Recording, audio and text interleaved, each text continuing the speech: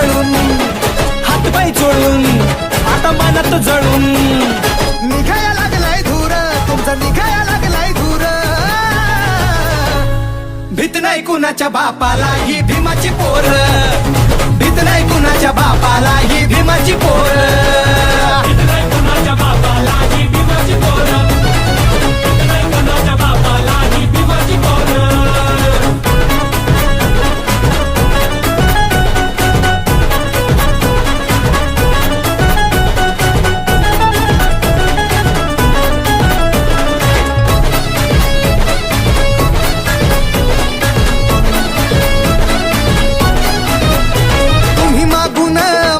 करताय वार आणि स्वतःला म्हणताय का शूरवीर तुम्ही मागून मागून करताय वार आणि स्वतः